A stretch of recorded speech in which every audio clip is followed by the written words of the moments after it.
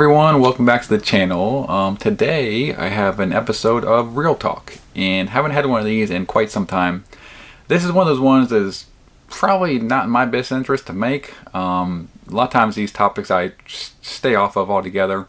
For whatever reason, I found this one just more interesting and thought that it was something that I actually wanted to make a video about. So like I said, it's probably not my best interest to make it, but I'm going to make it anyway. So I'm not too concerned about it, about the feedback I get, which probably will be a lot negative. But we were going to be talking about the arcade pickers. Kind of, they had those guys over there, I think, are splitting and are having some sort of a fallout. And I wanted just to discuss that a little bit. I want to preface this with just kind of like my outlook on just YouTube in general. I make videos for fun. When I got into making videos, I kind of like wanted to research and make my channel grow faster and all that type of stuff, and all the stuff that you're supposed to do as a YouTuber as far as making your content. And I'm a programmer and developer in my day job, so I make good money. But I also know about algorithms and just search engine optimization type of stuff. So I know how to do all that stuff to make what you're supposed to do to make your channel kind of grow and be more successful. And I kind of went down that path, and I just found myself being really, not happy with it. It was not me. I was doing stuff I felt more or less to make my channel grow, as opposed to just making content that I wanted to make and what made me happy. And then I basically backtracked from there, and I went months without making a video at all. And I was just like, I was pretty just disgusted with the landscape and just everything really involved in it. And when I got back into making videos, I kind of just, said, well, I'm just going to make videos about stuff I like and just be as authentic as I can be. And sometimes people like that, sometimes people don't. Obviously, you get your fanboys who you can't tell them nothing. So if you say something, if you get a product or you are looking at something, reviewing something, and I may just tell you what honestly I think about it. And if I'm not going to give it a glowing review, or if I have problems with it, fanboys are obviously going to get pissed off, and they say stuff and get upset, and that's whatever. Before, when I used to make videos, I used to not like getting dislikes. It used to kind of bother me. Now I'm to the point to where I actually kind of like them, because I really like triggering fanboys, people who are just irrational. It's okay to like products and like companies and all that stuff. I love a lot of companies. I love a lot of products. But when you're kind of blindly follow a company and their products and you just don't want to hear anyone say anything negative about it, we all have our own opinions. So if you don't want people to share their opinions about stuff that they may not like, or just being critical about stuff, then I think, I kind of like triggering you. So sorry. So that's why when I do see the dislikes, a lot of times I do like them. So I used to not like them. Now I like them, because I know at least it means that I'm being authentic, I'm being true to myself, and I'm putting out content that, people who are really wanting to see a review, who are really wanting to see what a product is about, will find it helpful, because they know that I'm going to tell the truth or tell my honest opinion. We don't have to agree. Just because I dislike something and you like something, that's fine. It doesn't mean I'm always right, but I'm going to tell you what I think. And kind of when I go in looking at channels, that's what I look for. I know certain people take YouTube as like a business, and that's kind of what gets things, I think, makes their content not appealing to me. It may be more appealing to the masses, but to me it's not as appealing. So there's very few channels that I actually really like or watch their content. And I know a lot of people always try to tell me about Retro Ralph and just the Arcade 1UP or 1UP Weekly or 1UP podcast.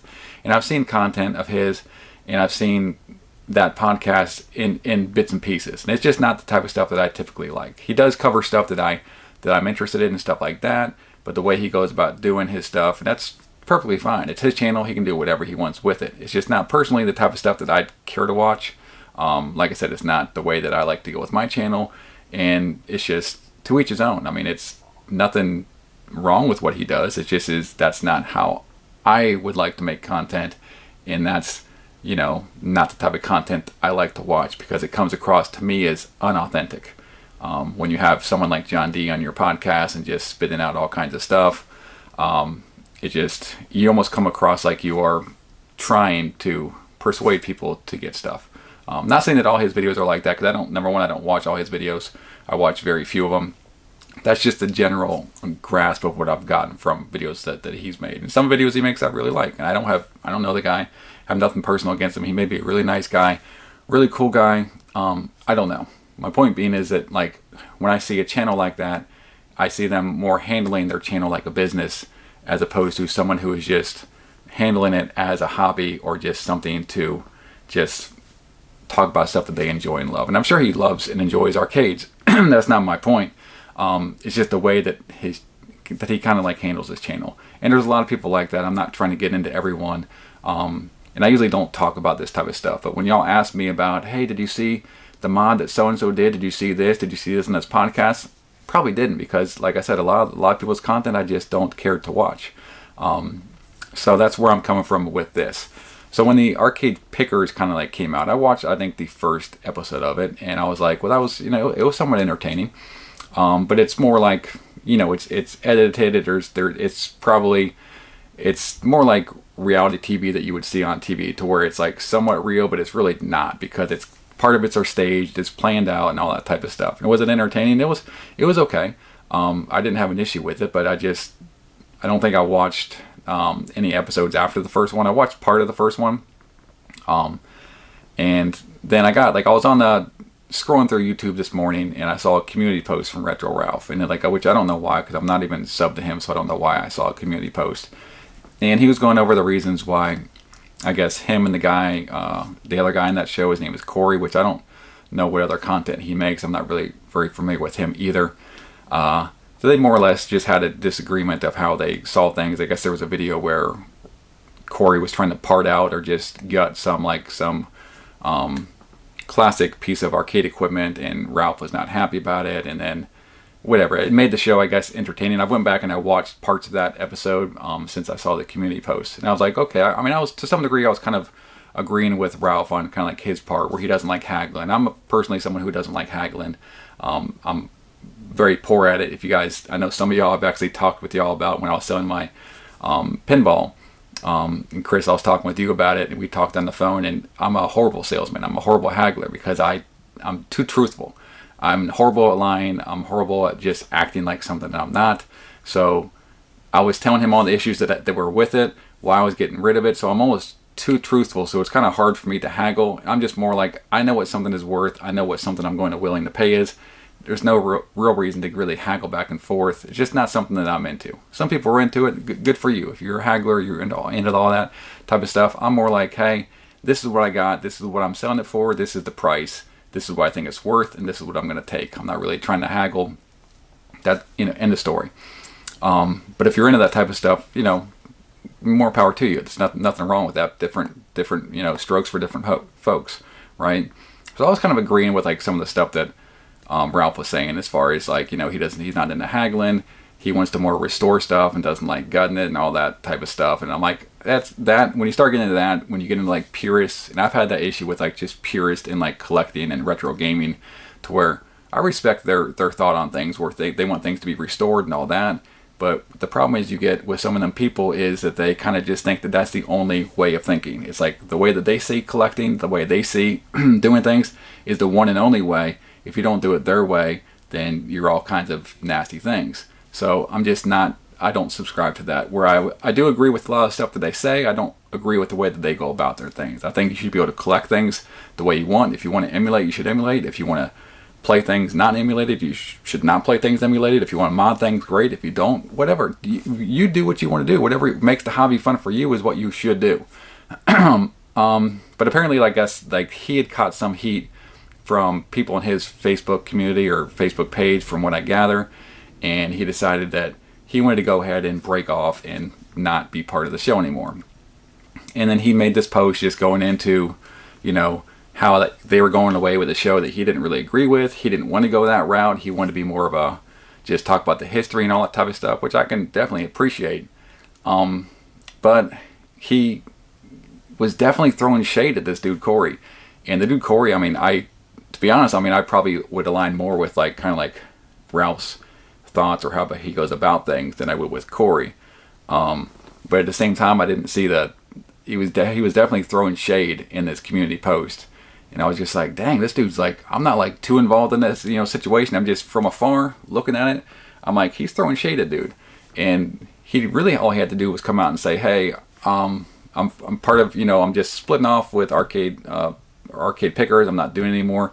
We had different directions we wanted to go. He could have left it at that. That's all he really had to say. But it seemed like he was coming out and trying to clear his name for like some probably arcade purists that he had upset. And in the process, he threw some shade at Corey.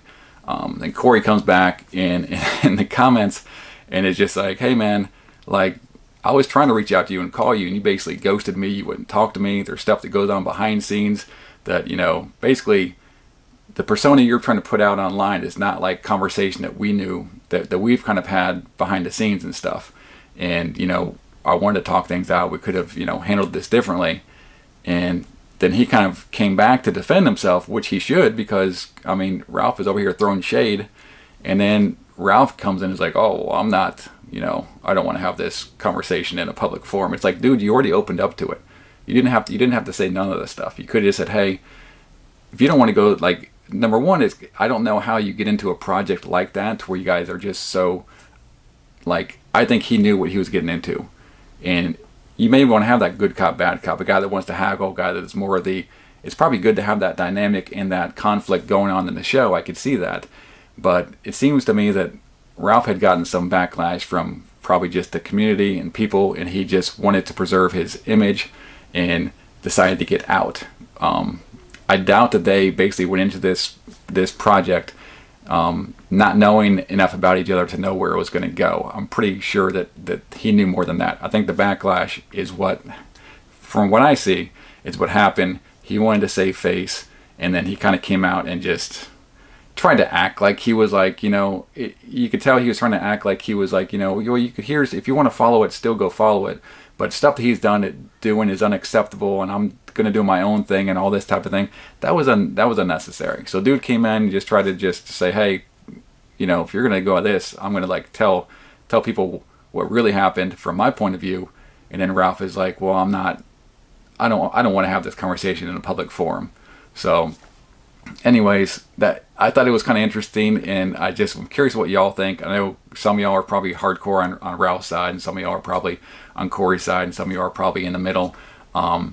Like, I don't know either of them. I don't watch much of either. I don't watch any of Corey's content, so I don't know much about this guy.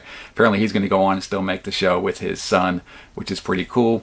I probably won't watch that neither, being honest. And Ralph, I'm sure he's going to do his own thing.